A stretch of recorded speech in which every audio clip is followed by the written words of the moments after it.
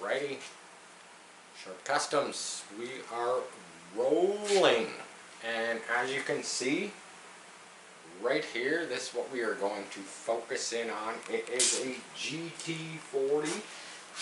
This is my friend Jeff's second GT40. You've kind of already seen it in the past. He's got the bling bling wheels. He had a few attempts at painting the body, and the paint didn't dry, and he ended up stripping it down and brought it here to me. I'm not taking the credit, but I sprayed it up I guess the third time, and yeah, the paint finally dried, and then he put on all the gold trim, the gold paint, the pinstriping, the gold grills. It all accents these, it all accents the beautiful wheels that he's got on here. It's awesome looking. He's got the little dude in here. Okay, I 3D printed him a guy in a bucket seat, and we're not really sure, because I sent one of those to a fella and he gave me some new dimensions, and I printed out printed out this guy. Now if you look at this guy, compared to that guy, that guy's a dwarf. But this guy would not, there's no way he would really fit. So I think for this car, a scale probably in between him and this guy would probably work better. This guy does fit in some of my other quarter scale models, and he does fit pretty good, but this guy would be a 6-foot guy, and we all know that GT40s you gotta be about 5 foot, 5'6", 5'8", to squeeze yourself into an actual real GT40, unless you want the gurney bubble, on the roof. But yeah, so this is actually, I'm gonna airbrush this guy up, drag car guy, obviously. I'm gonna airbrush him up for somebody else, but yeah, I'm gonna pop the top on this. I think you've all seen it here. Oh, I can't power it up, man. He took the battery out. Let's get the battery charging, because we're gonna get to actually see this in action. But here, I'm gonna pop the top up. It's like a funny car. It's pretty cool. Pretty cool. Lots of detail. Of course, the driver looks like he's just kind of hanging out there. Hey, he's got the old Fred Flintstone feet. Hey, right at the ground. But pretty cool. Pretty detailed. Nice build. But we're actually going to get to see this in action, possibly in a second video. So we're going to move on. He also brought this along, so we could have a little look at it. This was a scratch-built boat, like way back in the day, probably. Oh, if I had to guess, I'm going to say, we're going to go back 25 years. This is just a mock-up motor. One of the motors he actually had in his first GT40. The real motor he put in this was a nitro. So he was using an OS 91 helicopter motor, modified. It's got the, I think it was a fuel injection pump, because this was actually designed to be in a helicopter. Because the helicopters, they fly all over, so you need the fuel always going. But this was actually in there, and this boat, 20 years ago when we were out doing our boating thing, this boat actually flew across the water pretty freaking good. But now it's just, it's a shelf queen, one of the first, scratch builts that he built. Pretty aggressive prop. That's why it's called Scratch the Surface. But yeah, very, very cool. It's just a shelf queen now. But very cool boat. Got to see this one go many, many, many, many times. Myself, I am working on it's not really a new project. You know, you've seen these. I've got this power plant. I've got another Rayco gearbox, and obviously you can see here's the a rough. This is a rough tacked up. It's not finished. Got a long way to go. Needs way more tack welds, but it's a 30. You know, it's a 34 frame, and the whole idea behind this build is to possibly build one with the full fenders, but not the widened fenders. So here's one. Here's one I've actually ground down a bit. Yeah, they look sweet. Hey, it's been all tacked. You know, I still got to finish some of the bottom. I don't fully weld them. I don't feel it necessary, because when you look at like the joints here, it's like, yeah, you might see a little pinhole or gap here and there, but whether I powder coat it or I paint it, that stuff gets filled. Now, the issue I have with this build is I want to tub it, and I don't know if I want to incorporate, you know, these big wheels, or just stick with, you know, kind of something like this. But no matter what direction I go, the wheels have to go, you know, this 4-inch, the wheels have to go way in underneath the fenders, and I'm almost thinking about running these frame rails parallel. And I'm going to show you a couple other little things that I got here. So, this power plant gearbox I just picked up. Whether it was a Jackrabbit, a Rayco Jackrabbit, or a Rayco super modified, which is what I think it was. These will be your rear, you know, kind of suspension. You know, they hook together like this underneath the motor. Got your bearings and your wheel hubs and stuff. The issue with these is they are what they are.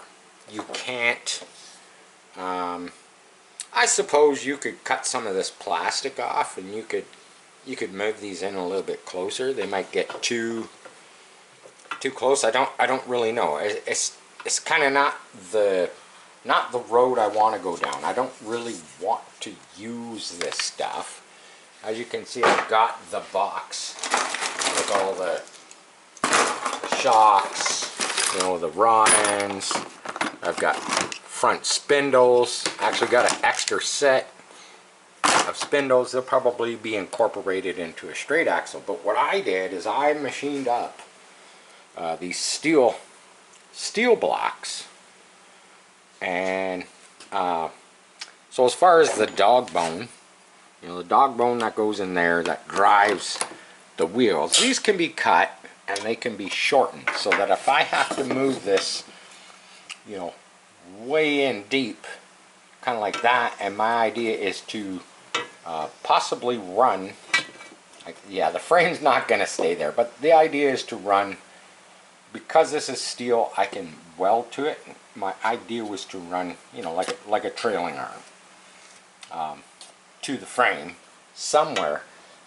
But today I was actually looking at, I brought down this set of wheels here, and I was like, well, you know, they're 4-inch wheels and they will work. And I had the wheel hub, you know, with the dog bone collector. I had it inside the wheel like that, and I was like, well, shit, that's no good, because I can't put a control arm on there, so I would actually have to put the deep dish out, facing out, which is fine, because I think it actually looks better, and it still leaves me kind of minimal material to weld you know, a track bar, a trailing arm, you know, so that I can keep these tucked under the standard set of fenders.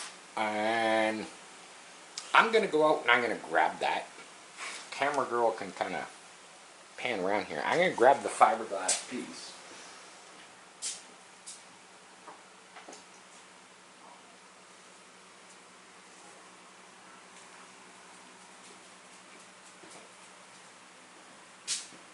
So I laid this up yesterday and today.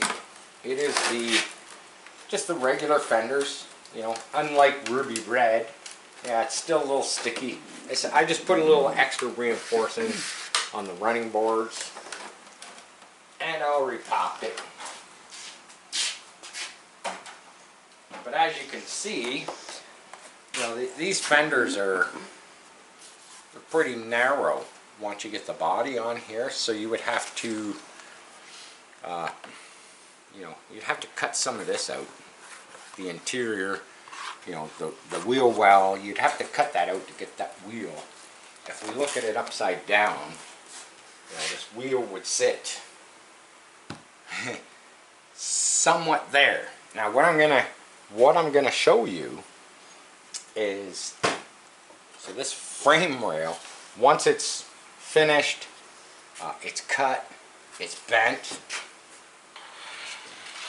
Gonna move those glasses. No, the laptop's good. We'll just say it's light. So the frame rail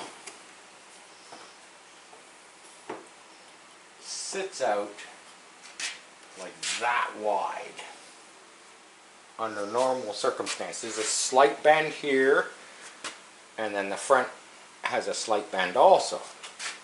Thing is you try to put, you know, you can't, I would have to pinch the rail way in like that, and there's a couple ways that I can actually go about that. I could cut it, step it in. The problem there is the motor and the gearbox is going to kind of be in the way to do a proper, what I call a proper Pro Street step over on the frame. It would almost be wise just to run both frame rails 6 inches parallel over the motor, the gearbox, underneath the fiberglass, because that would give me, you know, that would give me the room, and I could actually run my trailing arm on the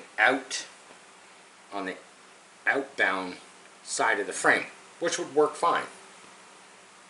I've been, you know, kind of going over this, and the reason I've been doing this is because I did have a request for like a chopped Pro Street, you know, 34 coupe, and not sure where this project's gonna go, you know, because it's still, like I say, it's still working in progress. But we've got the power plant, we've got the frame rails, we've got the fenders. I don't have a body built yet, but I can whip up, you know, the body to go on top of this. And this fender system is a light layup. All total, the thickness is only, you know, it's only about 10 ounces, but fenders are strong. All this round stuff is always stays strong. The running boards were a little squishy. Center section, not worried about that, because that generally gets cut out for my builds. But what I did this afternoon is I actually reinforced running boards a little bit across the back deck, and this stuff is still sticky. It is not 100% cured. You know, just put some reinforcing where I thought it was needed. But yeah, I know it's they're ugly looking until you get them all cleaned up, you get them trimmed. But yeah, there you go. There you go. Now you know where I've been, and I've been working on this beast behind us here. This this 49 Ford, I've been, you know, picking away at it, trying to put a few hours in on it every day, and along with, you know, other vehicle fixes that we have come in. Generally, we always think here at Sharp Customs that we're, you know, we do a little job, and then we sit there and we think, you know, oh, we don't have anything scheduled for the rest of the week, and it's like, boom, somebody frickin' emails you or messages you, and they're like, oh, I got a problem with my car, you know, can you have a look at it? And it's like, and that's almost, I'm not going to say it's daily, but it's pretty damn close. There you have it. Get to see some fresh stuff, get to see some stuff in the works. Tonight just might be a double shot. Like I say, we're just waiting for a battery to charge for this GT40. I was going to get one of my cars ready to run, but I think, you know what, I think we'll just do the electric solo run. Might be a short video, remember, it is an electric car. But there you have it, man. That's what I got for you. Wait for number 2. Peace. I'm out.